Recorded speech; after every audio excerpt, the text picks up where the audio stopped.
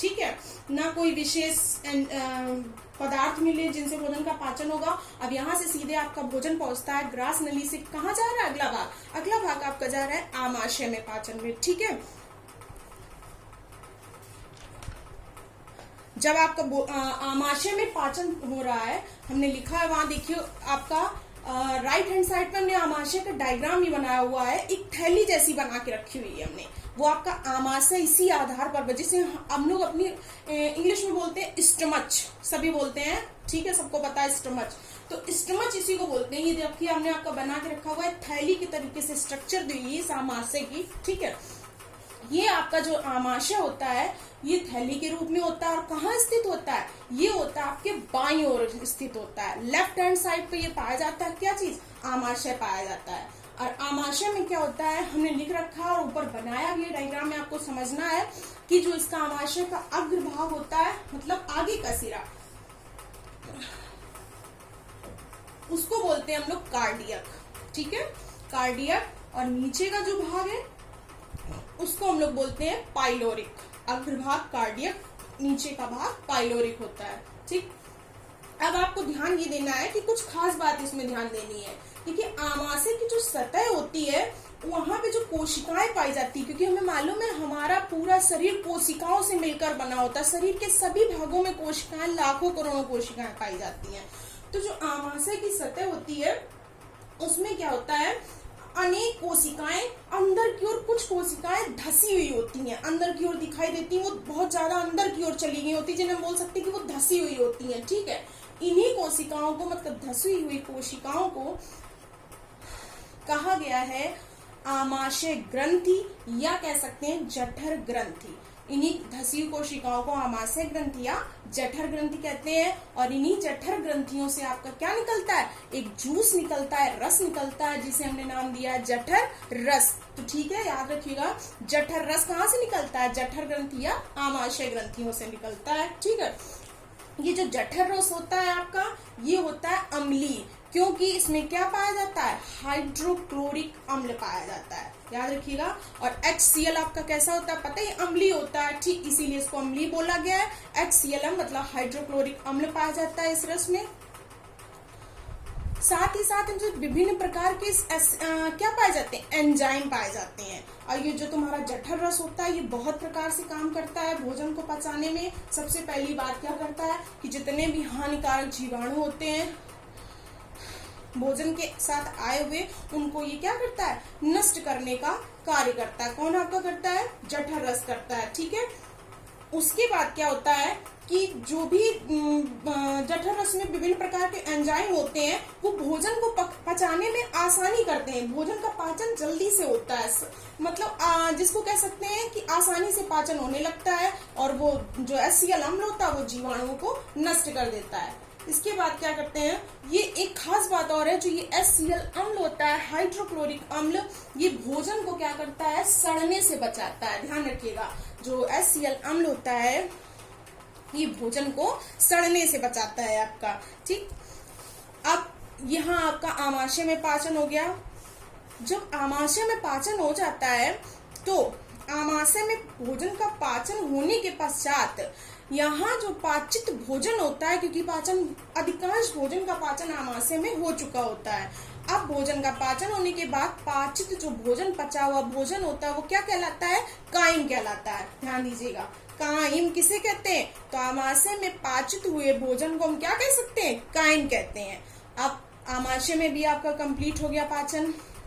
तो सबसे पहले मुख गुहा में, ध्यान दीजिएगा एक बार फिर से बोर्ड में, क्या क्या हमने इसके पहले बताया आपको,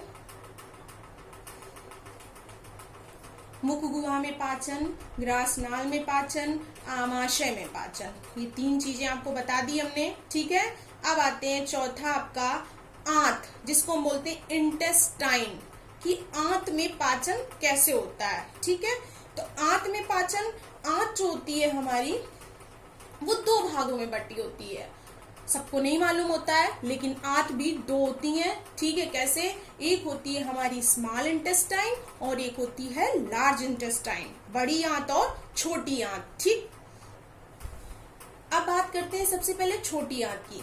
तो जो छोटी आंत होती है हमारी, ये लगभग 6 मीटर लंबी नली के रूप में होती है। सबसे ज्यादा लंबाई किसकी होती है? छोटी आंत की होती है। पूरे जो पाचक अंग होते हैं उसमें सबसे अगर कोई लंबा लॉन्गेस्ट आपका भाग होता है वो होता है आपका छोटी आंत वाला भाग। ठीक है, जो आपका हमने देखिए बना रखा है ऊपर साइड में कॉर्नर में बना रखा आंत को। लेकिन अगर ये 6 मीटर है तो ये स्ट्रेट नहीं, सीधी नहीं पड़ी होती है, क्योंकि हमारी बॉडी भी इतनी लंबी नहीं होती कि वो क्या होती है, रोल करके घुमाव लेके, जिसको हम बोलते हैं कुंडलन, कुंडलित होके, मतलब उसमें कई सारे फोल्डेड मोड़ आ जाते हैं और वो एक कुंडलन के रूप में पड़ी रहती है। और उसकी लंबाई कितनी होती है? 6 मीटर होती है। और इसका आकार आपसे पूछा जाए तो छोटी आंत का जो शेप होता है वो लगभग यू आकार का शेप समझ में आता है वहां पे। आप छोटी आंत जो होती है आपकी, ये 6 मीटर लंबी तो होती है, इसीलिए 3 पार्टों में डिवाइड हो जाती है, 3 भागों में डिवाइडेड होती है। पहला आपका ग्रहणी, ठीक है, दूसरा है मध्यांत्र और तीसरा है आपका शेषांत्र। 3 भागों में डिवाइड होती है। तो ग्रहणी जो होती है सबसे पहले, क्योंकि ये 6 मीटर लंबी है और 3 भागों में बटी हुई, 3 भाग हमने आपको इसके बताए। तो ग्रहणी जो होती है वो सी के आकार का भाग होता है। कैसा भाग होता है? सी के आकार का भाग होता है। और लगभग इसकी लंबाई जो होती है वो कितनी होती है? 25 सेंटीमीटर लंबी होती है। अब यहाँ कुछ खास बात ध्यान देने वाली कि जो ये ग्रहणी आपकी होती है, हमने आपको आमाशय आंत का एक छोटी स्मॉल इंटेस्टाइन का एक भाग बताया, ग्रहणी, ठीक है।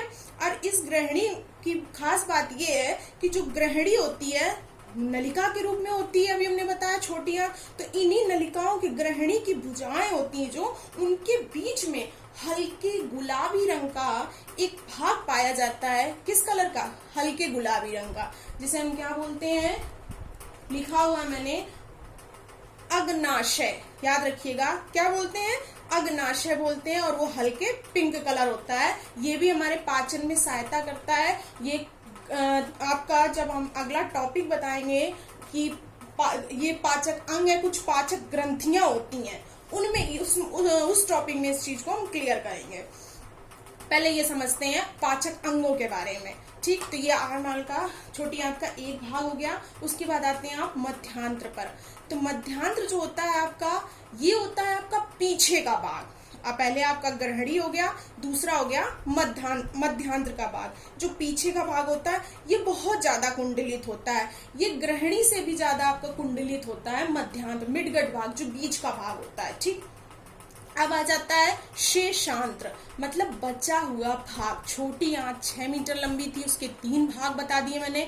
अब तीसरा भाग बोल रहा है वो शेषांत्र, मतलब जो शेष बचा हुआ भाग है वो है जो शेषांत्र भाग होता है। शेषांत्र भाग पर क्या होते हैं? छोटे छोटे से रसांकुर पाए जाते हैं। जैसे हमने अभी आपको स्वाद कलिकाओं में बताया था कि सतह पर छोटे छोटे से हमने देखे थे स्वाद कलिकाएं, छोटे छोटे सी सतह पे बिंदु जैसे दिखाई देते हैं हमारी जीभ के ऊपर। वैसे ही जो शेषांत छोटी आंत होती है उसकी सतह पर भी क्या होते हैं? छोटे छोटे से अंकुर जैसे दिखाई देते हैं, जिन्हें हम बोलते हैं रसांकुर। ये रसांकुर किसमें सहायता करते हैं? भोजन के अवशोषण में सहायता करते हैं। अवशोषण मतलब भोजन, जो भी हम भोजन करते हैं और उसका जब पाचन हो रहा होता है तो उस भोजन में पाचन होने का जितने भी पोषक तत्व उस भोजन से हमें प्राप्त होते हैं, खनिज तत्व या पोषक तत्व, जैसे प्रोटीन हुआ, विटामिन हुआ, जो भी पोषक तत्व होते हैं, उन सबको अवशोषित करने का काम कौन करते हैं? ये रसांकुर करते हैं, ठीक है। तो ये आपका हो गया स्मॉल इंटेस्टाइन। अब आता है लास्ट आपका बड़ी आंत, जिसे हम बोलते हैं लार्ज इंटेस्टाइन। तो आपकी बड़ी आंत की लंबाई कितनी लिखी हुई है? आप देख सकते हैं, मैंने लिख रखा है 1.5 मीटर लंबी। ये आपकी छोटी होती है, होती बड़ी आंत है, लेकिन इसकी लेंथ क्या होती है? छोटी आंत की अपेक्षा कम होती है। 1.5 मीटर लंबी होती है आपकी बड़ी आंत, ठीक है। आपकी जो बड़ी आंत होती है वो भी 3 भागों में बटी होती है। याद रखिएगा, छोटी आंत भी 3 भागों में डिवाइड थी और बड़ी आंत भी। ये 3 भाग कौन कौन से होते हैं? सीकम, कोलन और मलाशय। Caecum, colon, मलाशय।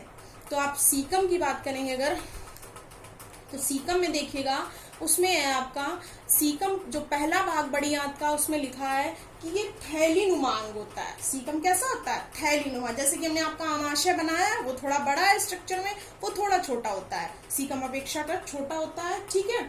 तो वो भी थैली के रूप में होता है, लेकिन लिखा है अवशेषी अंग के रूप में। ध्यान दीजिएगा, अवशेषी अंग ऐसे अंग, अवशेषी अंग के बारे में आपने पढ़ा होगा, अगर नहीं पढ़ा तो बताते हैं। ऐसे अंग जिनका धीरे धीरे हम उपयोग करना बंद कर देते हैं, बॉडी में तो पाए जाते हैं, लेकिन उनका धीरे धीरे उपयोग कम होने के कारण वो क्या हो जाते हैं, क्या नाले लगते हैं? अवशेषी, जो सिर्फ अवशेष के रूप में पाए जा रहे हैं। तो सीकम जो होता है वो कैसा भाग होता है? अवशेषी अंग होता है, ठीक। अब आते हैं आप कोलन के रूप में। कोलन ये आपका दूसरा भाग है, बड़ी आंत का दूसरा भाग कौन सा है? कोलन है। ये क्या काम करता है? ये छोटी आंत को ही घेरे रहता है, छोटी आंत को घेरने का काम कोलन करता है। तीसरा है लास्ट आपका मलाशय। तो मलाशय में है, इसकी लंबाई 20 सेंटीमीटर लंबा भाग होता है लगभग मलाशय, जिसका अंतिम सिरा एनस मतलब गुदा कहलाता है। गुदा, जहां से जो भी हमने भोजन, आपने शुरुआत की थी मुगुआ से, मुगुआ से भोजन की शुरुआत हुई, अंदर पहुंचा, चबाया, सारी प्रोसेस धीरे धीरे होते हुए भोजन का पाचन हुआ, फिर अवशोषण हुआ, मतलब जितने पोषक तत्व हुए उनका अवशोषण। उसके बाद देखना आपने जो वेस्ट प्रोडक्ट बचता है, उत्सर्जी पदार्थ, वो सारा जो होता है, जहां से जिस भाग से हम अपनी बॉडी के निकाल देते हैं मलाशय के द्वारा, तो मलाशय पे एक द्वार पाया जाता है जिसे हम बोलते हैं एनस या गुदा हिंदी में, वहां से इसको बाहर निकाल दिया जाता है। तो ये आपका कंप्लीट हो गया आज मनुष्य में पाचन तंत्र किस प्रकार होता है। तो 1 2 3 4 स्टेप में हमने इनको पढ़ा। आप इस चार्ट को बना लीजिएगा और बुक की हेल्प लीजिएगा। एनसीईआरटी का फर्स्ट चैप्टर ये आपका मैंने पढ़ाया है। बाकी जो भी आपको कोई भी प्रॉब्लम लगे, कुछ होगा तो मैं उसको क्लियर करूंगी बाद में। ओके, एक बार फिर से देख लीजिए आप लोग चार्ट को, जिसने नहीं